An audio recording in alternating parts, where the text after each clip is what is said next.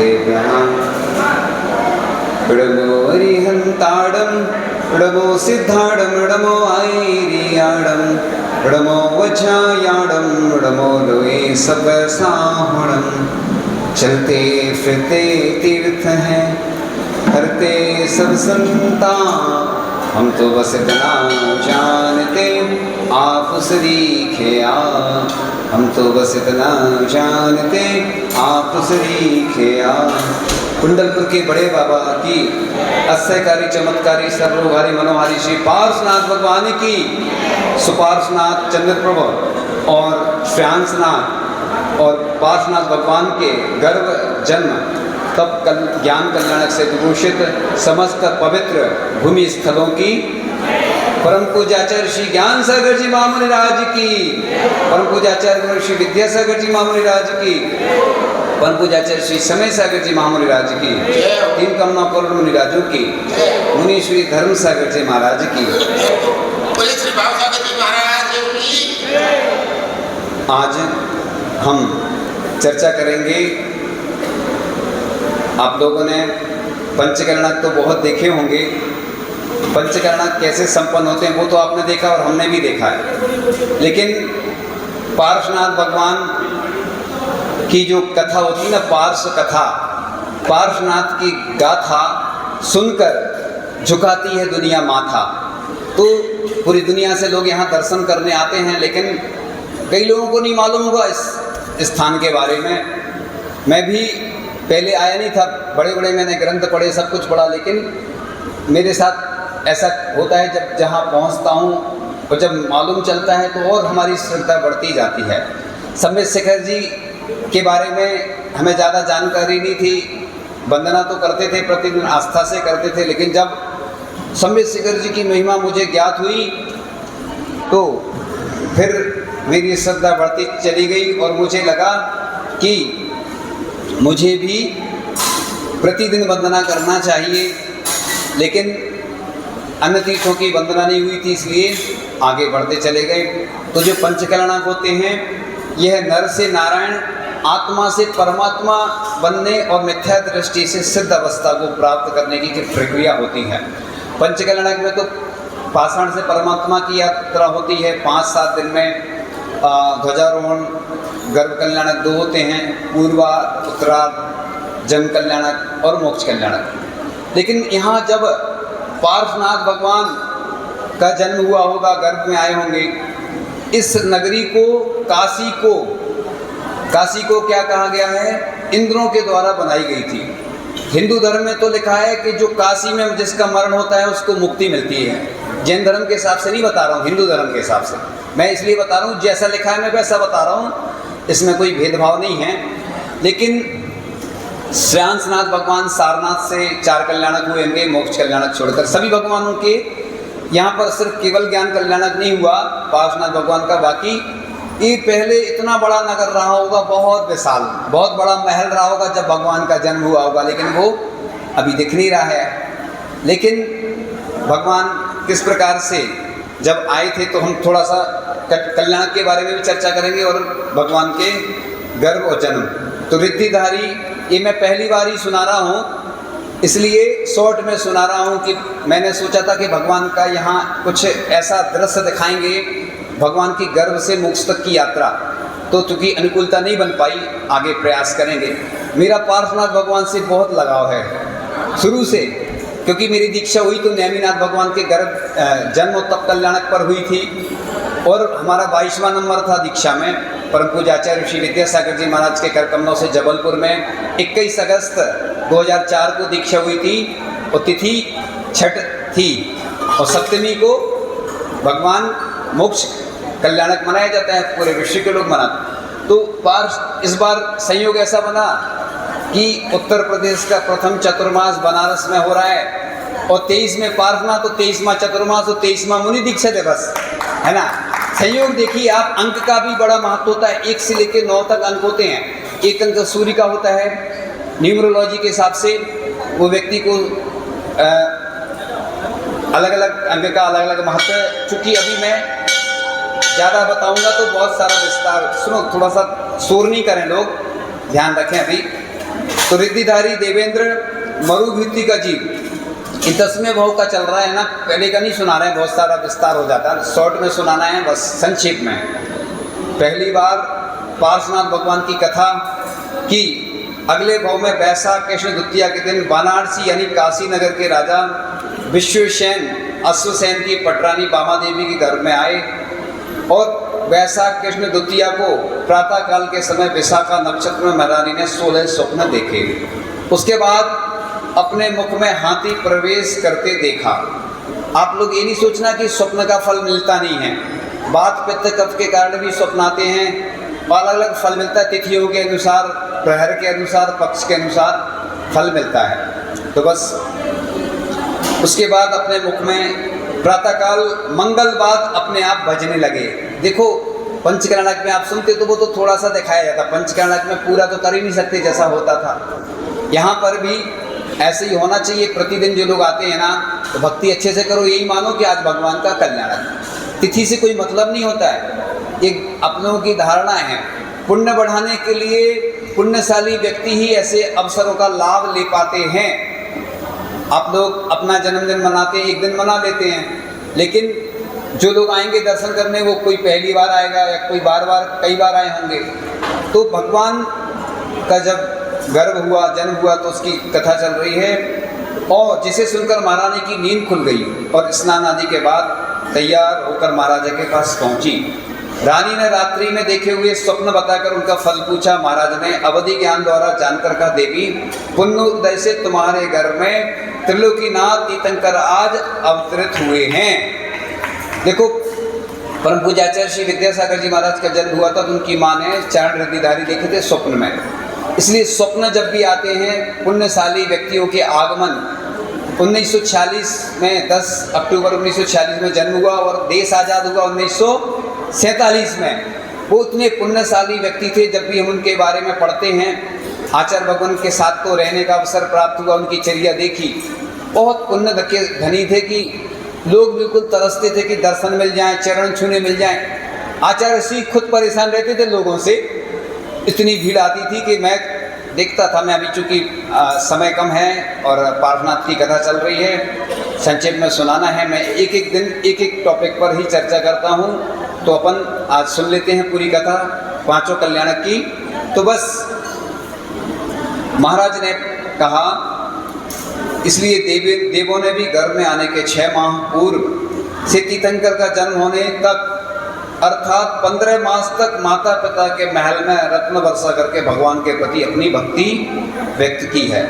गर्भकाल के 9 माह पूर्ण होने पर पौष कृष्ण एकादशी के दिन अनिल युग में तीर्थंकर बालक यानी पार्श्वनाथ भगवान के जन्म लेते ही सौधर्मेंद्र का सिंहासन कंपायमान हो। आपने देखा पंचकर्णक में जिस दिन भगवान का जन्म होता कितनी खुशियाँ मनाई जाती हैं। मैं देखता हूँ लोग दीक्षा कल्याणक उतना नहीं मनाते हैं। आचार्य श्री का भी देखा, शरद पूर्णिमा के दिन ऐसी भीड़ रहती थी, ऐसी भीड़ रहती थी, लेकिन दीक्षा दिवस या अन्य दिवस में उतना उत्साह नहीं रहता लोगों को। और ये वही भूमि है जहाँ पार्श्वनाथ भगवान का गर्भ तो हुआ, फिर जन्म हुआ, देव आए होंगे, स्वर्ग से देव आकर के खुशियाँ उन्होंने मनाई होंगी। क्या दृश्य रहा होगा, कल्पना करो। देखो अपन नहीं कर सकते वैसा, लेकिन कम से कम अच्छी भावना तो करो। खुशी नहीं हो रही तुम लोगों को भगवान का जन्म हुआ? नहीं हो रही, नहीं हो रही है। ऐसे ही कर रहे सूखे सूखे, तुम लोग कंजूस आदमी हो हैं, ताली भी नहीं बजाओगे। भगवान का जन्म देखो, भगवान साक्षात पार्श्वनाथ। मैं प्रतिदिन बता रहा हूँ, चूँकि नए नए लोग आते ना यहाँ पर, इतनी प्राचीन प्रतिमाएं अगर मैंने देखी जब दर्शन किए, मतलब प्रतिदिन, अभी प्रतिदिन कोई बात नहीं बताता हूँ, इसलिए बहुत प्राचीन प्रतिमाएं हैं यहाँ पर। ये मंदिर वही स्थल है जहाँ पर भगवान का जन्म हुआ था, इसलिए ये ऐसा नहीं सोचना यही मंदिर था पहले अलग अलग रूप में रहा मंदिर। कई बार लोग आए, वो नष्ट करके चले गए इस मंदिर को, फिर बना, फिर नष्ट हुआ।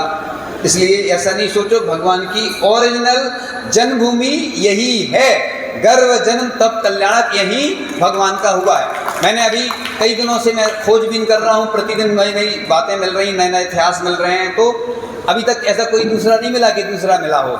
एक ही है ओरिजिनल, बनारसी, काशी, कुछ भी बोल सकते हैं अपन इसको। इसलिए यहाँ पर मोक्ष की प्राप्ति होती है, मोक्ष स्थली ही है। अन्य धर्म के हिसाब से तो मोक्ष की प्राप्ति थी, अपने तो गर्भ जन्म तब वो ज्ञान कल्याणक 4 भगवान के 15 कल्याणक हुए, सिर्फ केवल ज्ञान पार्श्वनाथ भगवान का नहीं हुआ। तो आगे अपन चर्चा कर रहे थे कि उन्होंने अवधि ज्ञान से तीर्थंकर के जन्म लेने की घटना को जानकर समस्त देव देवियों के समूह एवं गाजे बाजे के साथ ऐरावत हाथी पर इंद्राणी से सवार होकर हर्षोल्लास के साथ महारानी बामा देवी के प्रसूति के, सुनो बातें नहीं करें, ओम पीछे आवाज आ रही है आप लोगों की, हमारी कोई सुनी नहीं रहा है, इतनी अच्छी कथा चल रही है, मुझे बहुत प्रसन्नता हो रही है। मुझे पारस और बनारस दोनों में रस है, तो आप भी तो रस लाओ ना। पारस और बनारस, ये पारस कथा चल रही है, ये दुनिया की सबसे अच्छी कथा है। मैं भी अपने आप को बड़ा सौभाग्यशाली समझता हूँ जब मैं पारसनाथ भगवान के बारे में बोलता हूँ, क्योंकि आपको तो मालूम है पारसनाथ भगवान उपसर्ग विजेता हुए। आज सबसे ज़्यादा स्रोत लिखे गए, सबसे ज़्यादा साहित्य लिखा गया पारसनाथ भगवान के ऊपर। चमत्कारी भगवान है कि नहीं, तुम्हें विश्वास हो तो है, हमें तो है, हमारे लिए तो चमत्कार करते हैं पारसनाथ, हमें विश्वास है और किए हैं। मैं अभी नहीं बता रहा हूँ, क्योंकि पारसनाथ भगवान की कथा चल रही है। तो इस प्रकार से महारानी बामा देवी के प्रसूति गृह के निकट पहुंच गए। वहाँ इंद्राणी ने प्रसूति गृह में, ये कथा मैं अच्छे से सुनाने वाला था बिल्कुल अच्छे ढंग से, लेकिन कुछ अनुकूलता नहीं बनी। आगे भावना है इंटरनेशनल पार्स कथा होगी, होगी होगी, कभी भी होगी, अच्छे से करेंगे। हाँ, हमारे दिल्ली वाले तो आई हैं, वो सहयोग करेंगे, हम दिल्ली वालों पे भरोसा रहता है हमारे लिए। इसलिए पूरे भारत और पूरे विश्व के लोग ऐसी कथा के लोग पार्श्वनाथ भगवान के बिल्कुल दीवाने हो जाएं। जैसे हमारे आचार्य भगवान के दीवाने देश विदेश के लोग रहते थे, बिल्कुल जैनेतर लोग। तो इस प्रकार से तीर्थंकर सौधर्मेंद्र समस्त देव देवियों के साथ तीर्थंकर बालक को ऐरावत हाथी पर बैठा करके सुमेरु पर्वत पर ले गए। वहाँ पांडुक शिला पर देवों द्वारा लाए क्षीर समुद्र के प्रासुक जल से जन्माभिषेक करके इस बालक का नामकरण पार्श्वनाथ किया, है ना। और जन्माभिषेक के उपरांत आनंद नहीं आ रहा आप लोगों को कथा सुनने में? आप लोग क्या पूजन में लगे हैं ना? हम इतनी अच्छी कथा सुना रहे लेकिन लोग सुन नहीं रहे। ये भी पूजन है, सुनो, शांति से पूजन भी करते रहो, मना नहीं है जो कर रहे हैं, लेकिन और लोगों को सुनने भी दो। समस्या रहती, जब शांति रहती तो नहीं आते लोग, क्रांति रहती तो भी दिक्कत। इसलिए जब भी हम बड़े आयोजन होते, सुना रहा हूँ मैं, जन कल्याणक का दिन था, पंच कल्याणक में एक बार, तो कोई महाराज जी जाने को तैयार नहीं थे, 7 महाराज जी थे, तो कोई जा रहे हैं और मैं तो सोच लिया था कि जाना ही है। तो मैं गया, मैंने करीब पहली बार बहुत सारे पंच कल्याणक कराए, लेकिन 40-50 मिनट प्रवचन हुआ। भीड़ तो उतनी ही थी, सुनने वाले थे, लेकिन मंच पे कम लोग थे। तो कहने का मतलब, ऐसे सौभाग्य भी बड़े पुण्यशाली व्यक्ति को मिल पाते हैं कि सामने पार्श्वनाथ हों और उनकी कथा चल रही हो और उनकी तरह कल्याणक भूमि हो। मैं सही बताऊं कि मैं चतुर्मास सिर्फ पार्श्वनाथ के लिए किया है इस बार, कि पार्श्वनाथ भगवान से हमारा विशेष लगाव है। हमारे आराध्य सबके हैं, चाहे नहीं, हमारे रिश्तेदार तो वही हैं भैया, तुम्हारे कोई हो, हम तो मैंने तेरे ही भरोसे, है ना। चलो अपन थोड़ा सा उत्साह बढ़ाते हैं लोगों का। नाथों के नाथ मेरे प्रभु पारसनाथ, रख दो सर पे हाथ मेरे प्रभु पारसनाथ। ठीक है, अब आप लोग उत्साह आ जाएगा थोड़ा सा। अब मैं उत्साह तो डाल नहीं सकता हूँ, लेकिन मोक्ष कल्याणक तो अच्छे से मनाना है। कई लोग कहते हैं महाराज जी कौन आएगा? मैंने कहा मेरे पास बहुत सारे भक्त आएंगे पार्श्वनाथ भगवान से जिनको लगा होगा, इसलिए ये बहुत पुण्यशाली भूमि है। जन्माभिषेक के उपरांत सौधर्मेंद्र तीर्थंकर बालक पार्श्वनाथ को माता पिता के लिए वापस सौंप देते हैं। 23 में पार्श्वनाथ का जन्म, 22 में तीर्थंकर नैमिनाथ के बाद 83,750 वर्ष व्यतीत हो जाने पर हुआ था।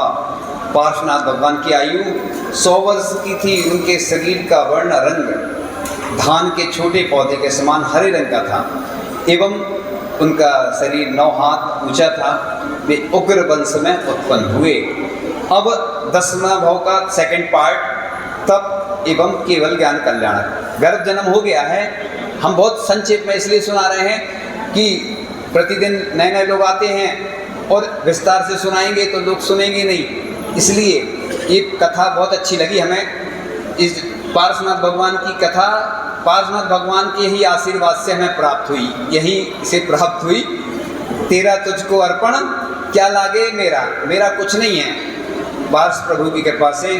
तो अब जहाँ मारुभूति के जीव का जन्म तीर्थंकर पार्श के रूप में हो चुका था, वही कमठ का जीव भी अनंत काल से भव भ्रमण करता हुआ महिपालपुर में महिपाल नामक राजा हुआ, जो कि कुमार पार्श का रिश्ते में नाना बना। वह अपनी देखो 18 भव की कथा आती है कार्तिक उपेक्षा में, यानी अपना जिससे अच्छा लगाव है, समझ लेना कि वो किसी ना किसी भाव में अपना कुछ रहा होगा, मित्र रहा होगा, पुत्र रहा होगा, कोई ना कोई रिश्तेदार जिससे अच्छा है। किसी से बुराई यदि दुश्मन रहा होगा, देखो भगवान पार्श्वनाथ का 10 भाव तक चलता रहा। इस प्रकार से वह नाना बना।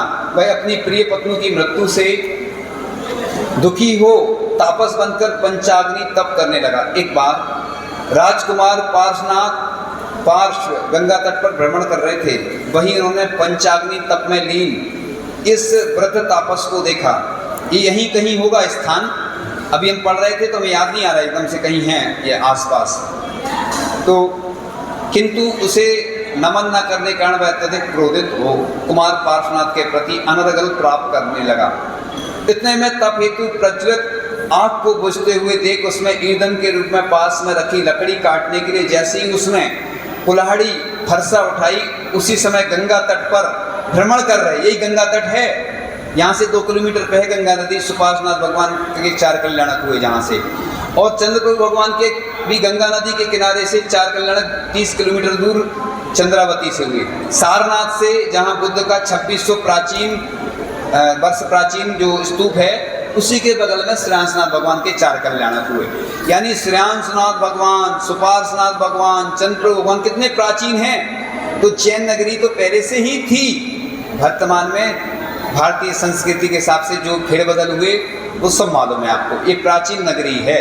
इसलिए गंगा नदी पर भ्रमण कर रहे थे, वहीं उन्होंने पंचाग्नि तप से लीन इस व्रत जो आगे चल रही थी ना कथा।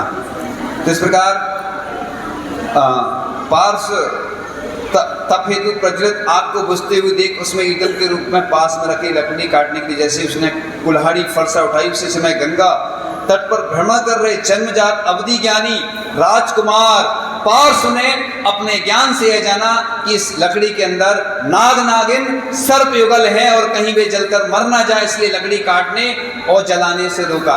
देखो आप महावीर भगवान का संबंध सिंह से रहा तो कौन सा चिन्ह हुआ भगवान का, और पार्श्वनाथ भगवान का कौन सा चिन्ह है? सब लोगों को मालूम नहीं है, सब धीरे से बोल रहे जैसे कई दिन का उपवास हो। सर्प है, सर्प, हाँ। तो इस प्रकार अपमान एवं क्रोधवश लकड़ी के 2 टुकड़े कर दिए, इससे उसमें विद्यमान सर्प सर्पनी के भी 2 टुकड़े हो गए। इस घटना के विषय में एक अन्य मानकर और कुमार पार्श ने अवधि ज्ञान से जाना कि यज्ञ कुंड में जलती हुई लकड़ी में नाग नागनी युगक जीवित अवस्था में विद्यमान है, अधिक विलंब हुआ तो वे जलकर मर जाएंगे। अतः उन्होंने उनके उद्धार के लिए तापस से कहा। तापस ने गुस्से में उस लकड़ी को फाड़कर दिखाया कि उसमें कुछ नहीं है, किंतु उसमें मरणासन नाग नागिन का जोड़ा देखकर वह हैरान रह गया। अत्यंत करुणाद्र कुमार पार्श ने मरणासन सर्पयुगल के पास बैठकर उन्हें नमोकार मंत्र सुनाया। इसलिए अपन को कोई भी काम करना इसलिए विवेक से करना, अपन को इसलिए जैन धर्म में कहते ना, जैसे बरसात में वो खड़े अन्न नहीं लेते क्योंकि जीव रहते, कैसे अभी चूंकि प्रसंग वो नहीं चल रहा, मैं बता रहा हूँ। इसलिए कोई भी काम करना विवेक से करना है। संपूर्ण परिग्रहों का त्याग करके अश्व नामक वन में जाकर एक शिलातल पर उत्तराभिमुख हो तेला, तेला मतलब कहलाता है 3 उपवास निर्जल लगातार, है ना। तेला मतलब 3 दिन के उपवास, बैठकर ओम नमः सिद्धेवा कहकर केस लॉन्च करके 300 राजाओं के साथ दिगंबर मुनि दीक्षा धारण की और सामयिक चरित्र धारण करते हुए इसी स्थान पर विशुद्धता के कारण उन्हें चतुर्थ ज्ञान अर्थात मनः प्रज्ञान उत्पन्न हो गया। 3 दिन बाद जब प्रथम बार आहार हेतु विधि पूर्वक निकले और वहाँ के राजा धनदत्त द्वारा, यही हुआ था आहार उनका, है ना, बड़गहन हुआ होगा। क्या दृश्य रहा होगा, जैसे आप पंचकर्णा में देखते लाइन से लोग खड़े हो जाते, कितने से लोग रहते उस समय, तो पूरे बनारस में खड़े होंगे लोग, बनारस इसलिए तो इतना बड़ा बनारस है, तो बस इसको बनारस बोलते, काशी बोलते, वाराणसी बोलते, बात एक ही है, कुछ भी बोल दो बात एक ही है। काशी पुरानी प्राचीन नगरी कहलाती है और बनारस फिर वाराणसी। और भी नाम है हमने बताए थे पूर्व में। तो इधर की बात चल रही थी कि नवदा भक्ति पूर्वक दिए गए प्रासुक आहार को खड़े होकर मुनि पार्थ ने प्राणी पात्र में ग्रहण किया। तब इसकी खुशी में चारों ओर जय जयकार होने लगी तथा देवों ने पुष्प वर्षा की। दीक्षा ग्रहण के 4 माह बाद छद्मस्त भाव से दीक्षा वन में जाकर उन्होंने जब देवदारू वृक्ष के नीचे कायोत्सर्ग पूर्वक 4 घातिया कर्मों यानी ज्ञानावरण, दर्शनावरण, मोहिनी और अंतराय कर्म के 6 हेतु 7 दिन का योग धारण कर ध्यान में वे लीन हो गए। जब पार्श्वनाथ भगवान ने तप किया तो मैंने सोचा कि यहाँ अपन भी चातुर्मास करके तप करो, कुछ तो एनर्जी उनकी आएगी। अभी भैया जी आए थे, वास्तु के हिसाब से देख रहे थे, कह रहे बहुत एनर्जी है इधर। वो तो कुछ अव्यवस्थाएं हैं लेकिन एनर्जी तो बहुत भरपूर है। इसलिए मैं पूरे विश्व के लोगों को बुलाता हूँ, निमंत्रण देता हूँ कि आओ हमारे पास प्रभु के दर्शन करके अपना सौभाग्य जगाओ, क्योंकि यहाँ पर उनका गर्भ हुआ, जन्म हुआ, तप हुआ। इसी तप की महिमा चल रही है। क्योंकि गृहस्थ नहीं बोल सकता, ये मैं ही बोल सकता हूँ, क्योंकि मैंने भी परम पूज्याचार्य गुरु श्री विद्यासागर जी के महाराज के कर कमलों से दीक्षा प्राप्त की थी। बड़ा नेमिनाथ भगवान का उस दिन कौन सा कल्याणक था? जन्म और तप कल्याणक। हाँ, कल मनाएंगे हम, ठीक है ना, भगवान का तप कल्याणक। तो बस तप की महिमा चल रही थी।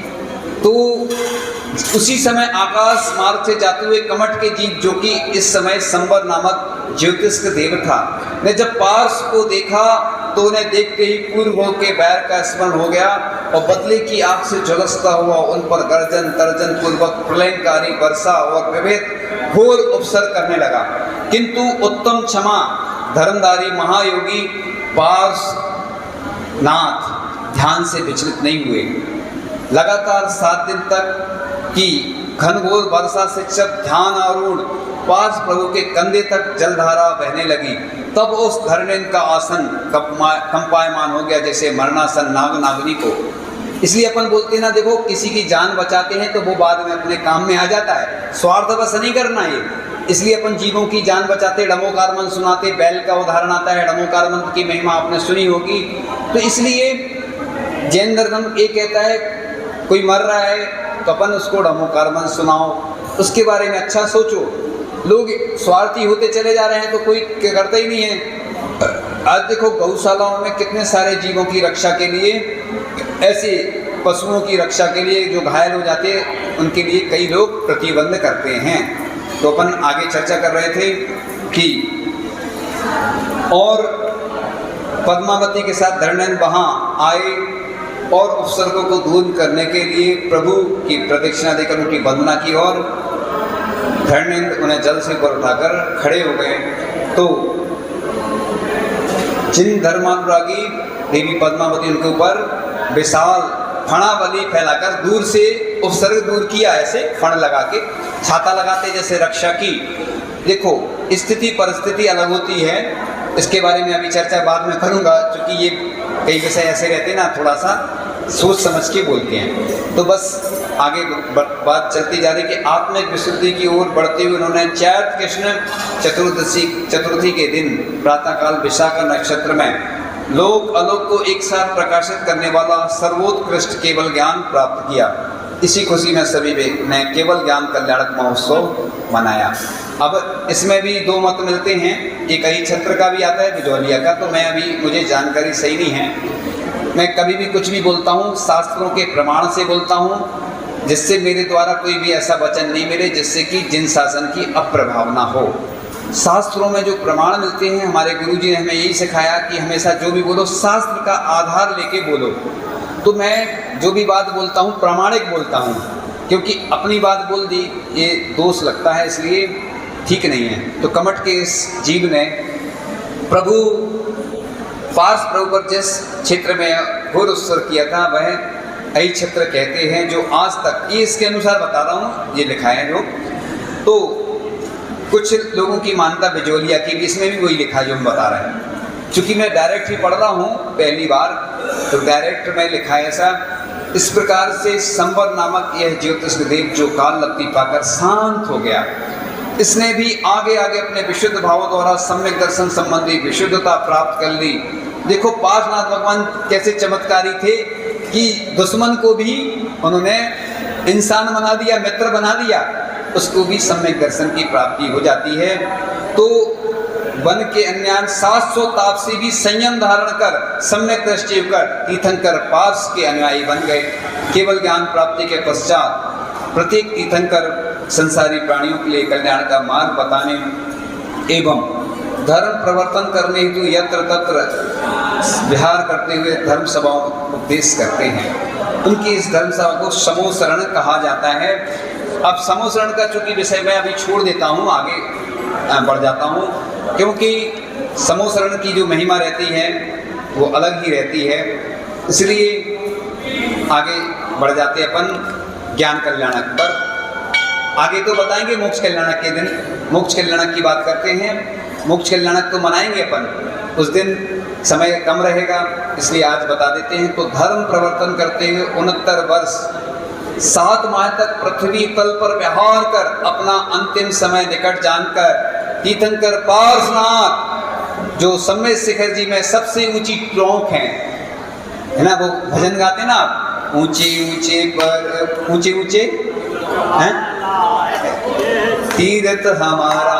तो हमें आज संकल्प लेना है कि उस पार्श्वनाथ भगवान के तीर्थ जहाँ से अनंत सिद्ध परमेष्टि हुए हैं, पहले भी मोक्ष गए, वर्तमान में भी गए, आगे भी जाएंगे। अयोध्या ऐसी भूमि है जहाँ हर तीर्थंकर का जन्म होता है, आगे होएगा, और यहाँ से मोक्ष जाएंगे। यानी 2 तीर्थ शाश्वत हैं, ये नष्ट नहीं होंगे कभी।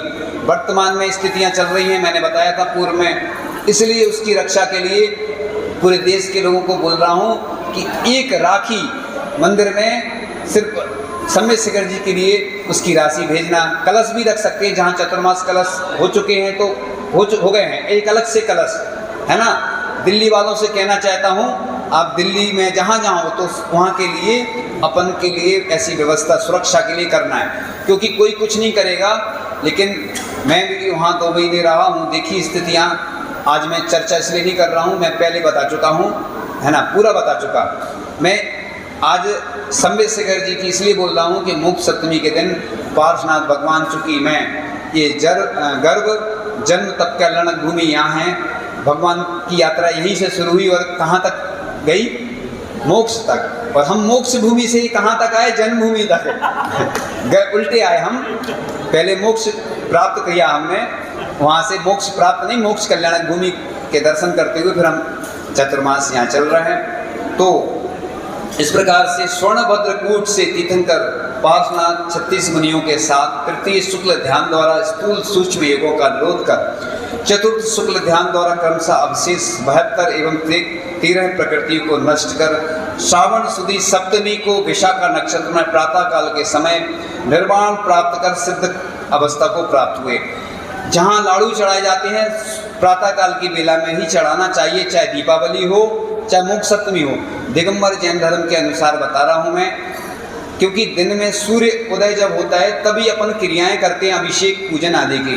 अब कौन कोई व्यक्ति दूसरे तरीके से करता है, मैं उसका विरोध नहीं कर रहा हूँ, वो जाने, क्योंकि मैं उसका समर्थन करता हूँ जो दिन में सूर्योदय से सूर्यास्त तक ही पूजन अभिषेक की क्रियाएं करता है। इसलिए निर्वाण लाडू ये अपने तर्क नहीं दो कि हमारी परंपरा चल रही है, हमारा ये हो रहा है, सब इधर उधर की बातें नहीं करें। आप दिन में करके देखना, आपको पॉजिटिव एनर्जी मिलेगी। ऐसी प्रतिमाएं हैं यहाँ पर अतिशयकारी जिनका प्रक्षाल होता है, लेकिन कब होता मैं नहीं चर्चा कर रहा हूँ लेकिन पहली बार मोक्ष सप्तमी के दिन विश्व में प्रथम बार ऐसी प्राचीन प्रतिमाओं के अभिषेक करने का अवसर प्राप्त होगा। इसके बारे में जानकारी ज़्यादा नहीं दे रहा हूँ, कुछ गुप्त है बातें, इसलिए मैं बोल नहीं रहा हूँ। अभी कल बोला था संभावना है, भावना है, धीरे धीरे मैं कर रहा हूँ। तो ऐसी प्राचीन प्रतिमाओं मुझे देखना अभिषेक, मैं अपनी आंखें धन्य करना चाहता हूँ। मैं अभिषेक नहीं कर सकता हूँ, लेकिन वो बड़े सौभाग्यशाली व्यक्ति होंगे, सिर्फ एक प्रतिमा का एक ही व्यक्ति व्यवस्था से बिल्कुल कम जल से अभिषेक करेगा, एक ही व्यक्ति बस। क्योंकि उधर व्यवस्था नहीं है और प्राचीन प्रतिमाएं हैं, इसलिए मैं उनकी सुरक्षा भी चाहता हूँ। चतुर्थकालीन प्रतिमाएं हैं।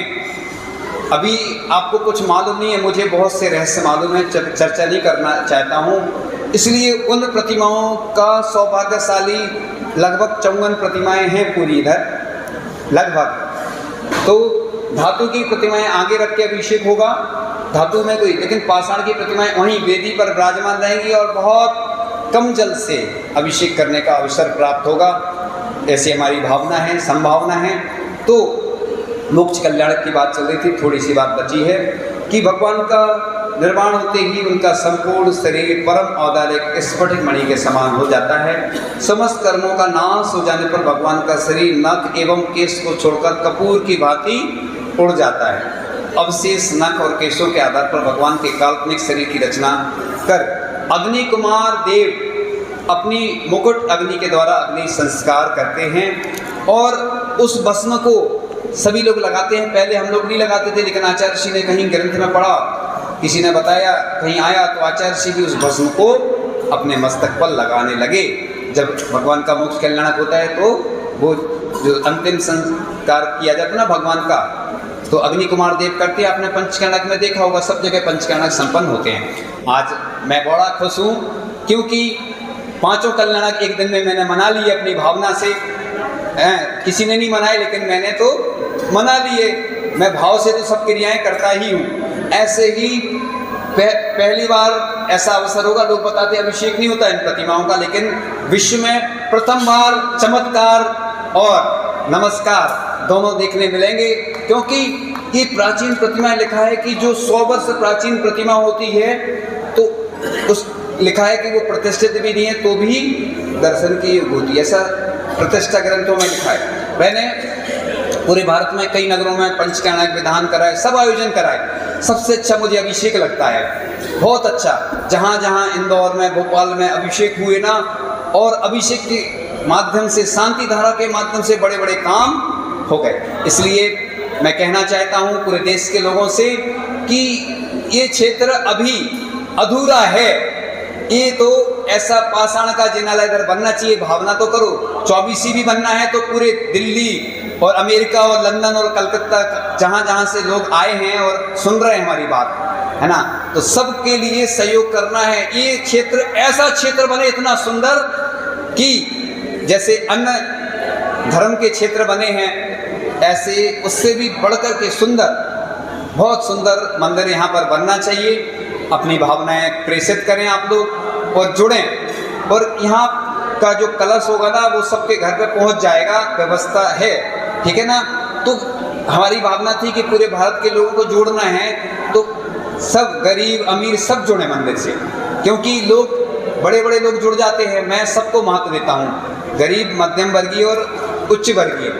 सिर्फ एक व्यक्ति का नहीं। पार्श्वनाथ किसके हैं बोलते, जैन धर्म किसका है, जो माने सो उसका है। इसलिए अभी भी कुछ शेष हैं कलश, वही विशेष हैं, क्योंकि यहाँ वालों ने तो ले लिए हैं। हम तो चाहते हैं कि पार्श्वनाथ पे एक व्यक्ति का अधिकार नहीं रहे।